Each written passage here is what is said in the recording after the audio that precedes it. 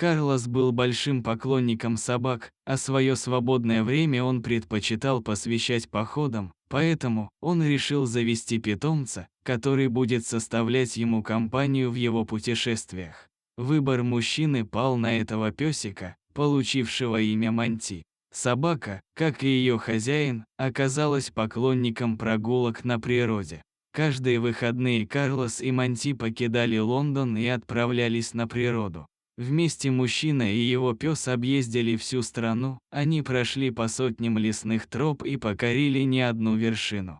У парочки путешественников даже появилось свое любимое место – заповедник Брэкон-Бикенс, где они могли гулять по горной гряде. Неожиданно для всех у Монти нашли страшное заболевание – рак крови. Карлосу было сложно смириться с диагнозом, который поставили его другу, он возил пса к различным ветеринарам. Выполнял все назначения врачей и делал все возможное, чтобы Монти поправился. Пес прошел курс химиотерапии, но, к сожалению, болезнь продолжала развиваться. Монти слабел с каждым днем и в какой-то момент уже не мог двигаться, а после и вовсе отказался от еды.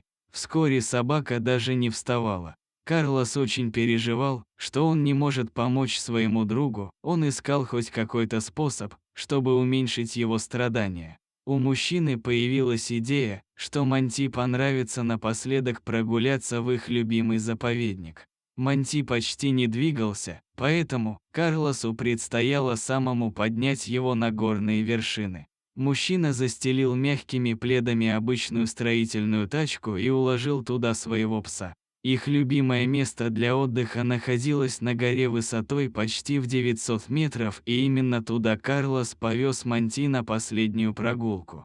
Тропа была многолюдной, туристы с удивлением смотрели на мужчину, который поднимался вверх и при этом тащил за собой тачку, в которой лежал пес. Некоторые из туристов останавливались и спрашивали Карлоса, что он делает. Услышав историю мужчины и его пса, люди с трудом сдерживали слезы, они подбадривали Карлоса и Монти, помогали им преодолеть самые сложные участки пути.